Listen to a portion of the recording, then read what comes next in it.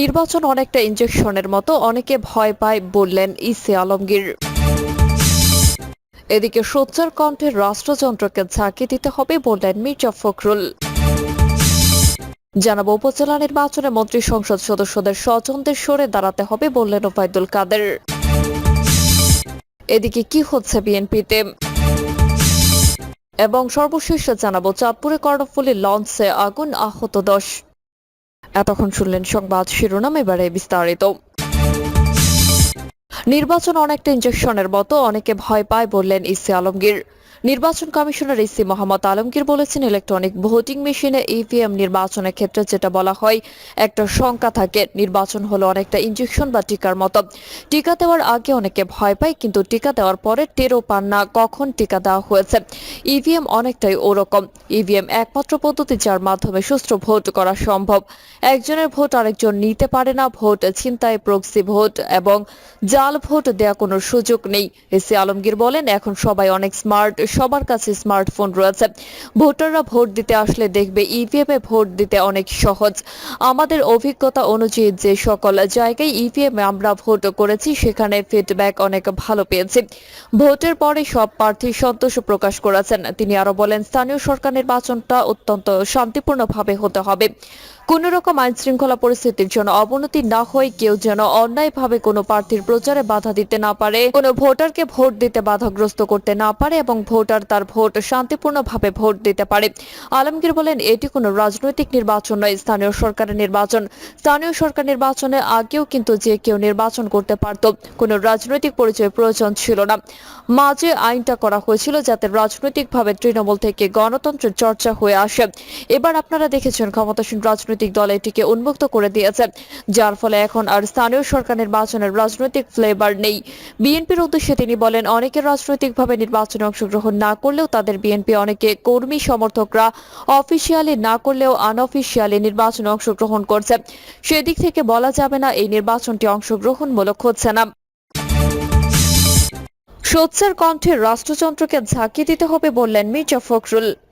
বিএনপির মহাসচিব মির্জা ফখরুল ইসলাম আলমগীর বলেছেন, এখন সমগ্র জাতির ঐক্যবদ্ধ হওয়া প্রয়োজন। যারা দেশকে ভালোবাসেন তাদের সবাইকে এক হয়ে সোচ্চার কণ্ঠে রাষ্ট্রযন্ত্রকে ঝাঁকি দিতে হবে। মির্জা ফখরুল বলেন, আমাদের ডাক্তার জাফরুল্লাহ চৌধুরীর স্বপ্নকে বাস্তবায়ন করতে হবে। ডাক্তার জাফরুল্লাহ চৌধুরী ছিলেন জাতির অভিভাবক। তিনি এমন এক মুক্তিযোদ্ধা যিনি আজীবন যুদ্ধ করেছেন। তিনি বলেন, ডাক্তার জাফরুল্লাহ সবসময় একটা সুন্দর সমাজ করতে চেয়েছেন, লড়াই সংগ্রাম করেছেন সত্য ও ন্যায় প্রতিষ্ঠার জন্য। যাদেরকে জাতি সবসময় স্মরণ করা দরকার, তার মধ্যে ডাক্তার জাফরুল্লাহ চৌধুরী অন্যতম। স্মৃতি তাড়িত হয়ে তিনি মির্জা ফখরুল বলেন, তিনি নেই বিশ্বাস হয় না, মনে হয় এই বুঝি তিনি হুইল চেয়ারে চলে আসবেন।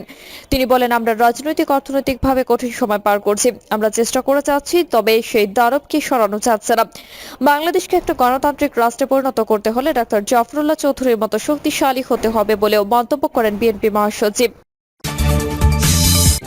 উপজেলা নির্বাচনে মন্ত্রী সংসদ সদস্যদের স্বজনদের সরে দাঁড়াতে হবে বললেন ওবায়দুল কাদের। মন্ত্রী সংসদ সদস্যদের আত্মীয়দের উপজেলা নির্বাচন থেকে সরে দাঁড়াতে হবে বলে জানিয়েছেন আওয়ামী লীগের সাধারণ সম্পাদক ওবায়দুল কাদের। তিনি বলেন, যারা প্রার্থী হতে চান পরবর্তী পর্বে তাদের নির্বাচনী প্রক্রিয়া থেকে দূরে থাকতে বলা হয়েছে। যারা প্রার্থী হয়েছেন তাদের তালিকা তৈরি করার নির্দেশনা দেওয়া হয়েছে। সে অনুযায়ী তালিকা তৈরি করা হচ্ছে। আগামী 8 মে প্রথম ধাপে দেশের 150 উপজেলা নির্বাচন হবে।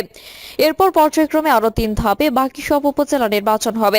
অনেক উপজেলা নির্বাচনে অংশ নিতে আওয়ামী লীগের দলীয় স্বতন্ত্র সংসদ সদস্যদের সন্তান, নিকটাত্মীয় স্বজনেরা মাঠে রয়েছেন। অনেকে প্রথম পর্বের জন্য মনোনয়নপত্র দাখিল করেছেন। এর মধ্যে আওয়ামী লীগ থেকে এমপি মন্ত্রীদের স্বজনদের ভোটের মাঠে থেকে সরে দাঁড়াতে নির্দেশনা দেওয়া হয়েছে। 22 এপ্রিল প্রথম পর্বের প্রার্থিতা প্রত্যাহারের শেষ দিন। নির্দেশনা দেওয়া হলেও অনেকের এখনো নির্বাচন থেকে সরে না দাঁড়ানোর বিষয়ে ওবায়দুল কাদের বলেন, প্রত্যাহারের তারিখ শেষ হোক, তার আগে এ বিষয়ে কিভাবে বলা যাবে? সংসদ সদস্য পরিবারের সদস্য হলেই উপজেলা নির্বাচন করা যাবে না, বিষয়টি কতটুকু যুক্তিযুক্ত? এমন প্রশ্নে কাদের বলেন, এটা ঠিক নয়। আপনি সব যুক্তি উত্থাপন করতে পারেন, কিন্তু আপনার যুক্তি জনগণ কি চোখে দেখছে? দেশের ভোটাররা কি চোখে দেখছে? আওয়ামী লীগের এই সিদ্ধান্তে তৃণমূল পর্যন্ত মানুষ কিন্তু খুশি হয়েছে। দলের তৃণমূলের কর্মীরা তাদের মত প্রতিক্রিয়া ব্যক্ত করেছে। তার কারণ হচ্ছে, একটা দলে আমি এমপি, আমি মন্ত্রী, আবার আমার ভাই ছেলে, এরাও পদ নিয়ে যাবে সব। তাহলে তৃণমূলের কর্মীরা কি করবে? তাদের পদে যাওয়ার কোনো অধিকার নেই। সেই সুযোগ করে দেওয়ার জন্য এই সিদ্ধান্ত। উপজেলা নির্বাচন পর্যন্ত আওয়ামী লীগের সব পর্যায়ে সম্মেলন কমিটি গঠন প্রক্রিয়া বন্ধ থাকবে বলে জানান দলটির সাধারণ সম্পাদক। তিনি বলেন, উপজেলা পর্যায়ে নির্বাচন হচ্ছে, সামনে প্রথম পর্যায়ে নির্বাচন হবে। এই নির্বাচন চলাকালে উপজেলা বা জেলা পর্যায়ে কোনো সম্মেলন, মেয়াদোত্তীর্ণ সম্মেলন কমিটি গঠনের প্রক্রিয়া বন্ধ থাকবে।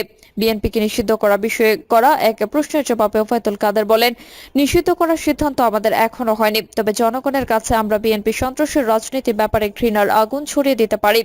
তাদের জনগণের কাছে আরো বিচ্ছিন্ন, আরো অপ্রাসঙ্গিক করার বিষয়ে প্রয়াস আমরা চালাতে পারি, কারণ বিএনপির রাজনৈতিক দলে পরিচয় দেওয়ার মতো গ্রহণযোগ্যতা হারিয়ে ফেলেছে। বিএনপিকে কানাডার ফেডারেল আদালত পর্যন্ত সন্ত্রাসী দল হিসেবে চিহ্নিত করেছে। আসলে বিএনপি কোনো রাজনৈতিক দলের কোনো বৈশিষ্ট্য এখন প্রকাশ করে না। তাদের কর্মকাণ্ডে তারা একটা সন্ত্রাসী দল, এইটাই তাদের পরিচয়। কি হচ্ছে বিএনপিতে? বিএনপিতে তোলপাড় চলছে। বাইরে থেকে কেউ বুঝতে পারছে না বিএনপিতে কি ঘটছে, কিন্তু দলের ভিতর যারা রয়েছে তারা বলেছেন, দলের ভিতরে এক প্রকার দমবন্ধ এবং শ্বাসরুদ্ধকর অবস্থা বিরাজ করছে। একের পর এক ভুল সিদ্ধান্ত নিয়ে বিএনপিতে প্রশ্ন উঠেছে, সিদ্ধান্ত গ্রহণের প্রক্রিয়া চ্যালেঞ্জ হচ্ছে। দলের ভিতর বিভক্তি, অনৈক্য, হতাশা এখন প্রকাশ্য। জাতীয় সংসদ নির্বাচনের পর থেকেই বিএনপির মধ্যে এক ধরনের অস্থিরতা বিরাজ করছে। সেই অস্থিরতা এখন চূড়ান্ত রূপ ধারণ করেছে বলে ভিতরের নেতাকর্মীদের কাছ থেকে প্রাপ্ত খবরে জানা গেছে। বিভিন্ন ইস্যুতে বিএনপি সিদ্ধান্তহীনতায় ভুগছে।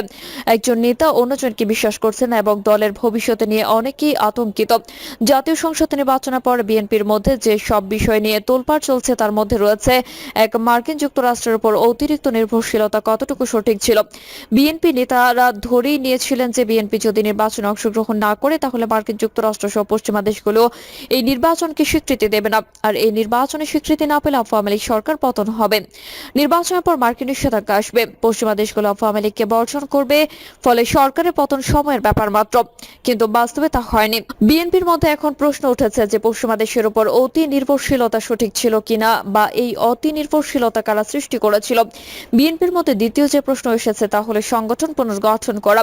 বিএনপি নেতারা, বিশেষ করে তৃণমূল থেকে বারবার বলা হচ্ছে যে আন্দোলনের আগে দরকার সংগঠন পুনর্গঠন। সংগঠনকে না গুছিয়ে শূন্যপদ পূরণ না করে বিএনপিকে কখনো একটি আন্দোলনমুখী অবস্থায় নিয়ে যাওয়া যাবে না। এই নিয়ে দলের স্থায়ী কমিটির বৈঠকে দফায় দফায় বৈঠক হয়েছে, কিন্তু কোনো সিদ্ধান্ত হয়নি। বিএনপি নেতারা মনে করেছেন যে সংগঠন পুনর্গঠন, নেতৃত্ব পরিবর্তন এবং দলের কাউন্সিল অধিবেশন এখন সময়ের দাবি।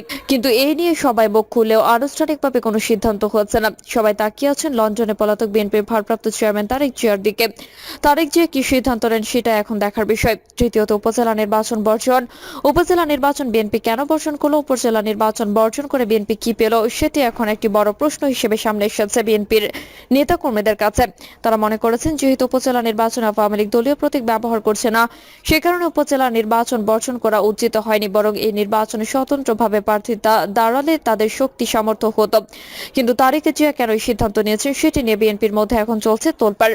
চতুর্থ, দল চলছে কিভাবে, বিএনপি কিভাবে চলছে সেটি এখন কোটি টাকার প্রশ্ন। এমনকি দলের স্থায়ী কমিটির সদস্যরা এই প্রশ্নটি উত্থাপন করেছেন। দলের সিনিয়র নেতারা ঘুমিয়ে আছেন এমন সময় সিদ্ধান্ত জারি হয়েছে।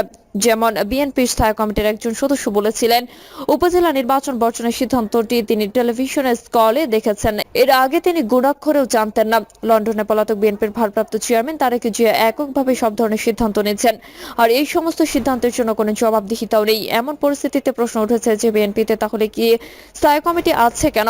সবকিছু মিলিয়ে বিএনপির মধ্যে এক ধরনের গোমট পরিবেশে তৈরি হয়েছে। নেতাদের মধ্যে একটা থমথমে ভাব, কেউ কারোর সাথে মন খুলে কথা বলছে না। বিএনপির একাধিক নেতা বলেছেন, দলটি এখন বিস্ফোরণ মুখ, বিস্ফোরণের অপেক্ষায় আছে বিএনপি। চাঁদপুরে কর্ণফুলীর লঞ্চে আগুন, আহত 10। চাঁদপুরের হাইমচর উপজেলায় মেঘনা নদীতে কর্ণফুলীর 4 লঞ্চে অগ্নিকাণ্ড হয়েছে। এই ঘটনায় হুড়ুহুড়ি করে লাফিয়ে পড়ে আহত হয়েছেন অন্তত 10 জন। শনিবার সকাল 10:30টার দিকে নীলকমল ইউনিয়নের মধ্যচর এলাকায় এই ঘটনা ঘটে। স্থানীয়রা জানান, ইলিশা ঘাট থেকে প্রায় 350 যাত্রী নিয়ে শনিবার সকাল 8:30টার দিকে ঢাকার উদ্দেশ্যে ছেড়ে আসে কর্ণফুলী 4 লঞ্চটি। নীলকমল ইউনিয়নের মধ্যচর এলাকায় পৌঁছালে লঞ্চের ইঞ্জিনে শর্ট সার্কিট থেকে আগুন লাগে। এই সময় লঞ্চটি চড়ে নোঙর করে। পরে স্থানীয়দের সহযোগিতায় আগুন নিয়ন্ত্রণে আসে। এ সময় আতঙ্কে লঞ্চ থেকে নামতে গিয়ে 10 জন আহত হন। পরে খবর পেয়ে ঘটনাস্থলে যান ফায়ার সার্ভিস কর্মীরা, উপজেলা প্রশাসন ও পুলিশ কর্মকর্তারা। হাইমচর নীলকমল নৌ পুলিশ ফাঁড়ি ইনচার্জ পরিদর্শক জাহাঙ্গীর হোসেন বলেন, দুর্ঘটনার পরে লঞ্চটি পাড়ে ভিড়িয়ে দেয়। লঞ্চে প্রায় 350 যাত্রী ছিল। নৌ পুলিশ ও স্থানীয়দের প্রচেষ্টায় আগুন নিয়ন্ত্রণে আসে। যান্ত্রিক ত্রুটি ও ডুবোচর পড়ায় ঘটনাস্থলেই রয়েছে কর্ণফুলী 4 লঞ্চটি। হাইমচর উপজেলা নির্বাহী কর্মকর্তা উম্মে সালমান নাজনীন তৃষা বলেন, লঞ্চে আগুনের বিষয়টি জানার সঙ্গে সঙ্গে ফায়ার সার্ভিস, কোস্ট গার্ড এবং নৌ পুলিশ দ্রুত ঘটনাস্থলে গিয়ে কাজ শুরু করে। আগুন ইঞ্জিন রুমের বাইরে ছড়াতে পারেনি। যাত্রীদের অন্য দুটি লঞ্চের সাহায্যে নিরাপদ গন্তব্যে পৌঁছে দেওয়া হয়েছে।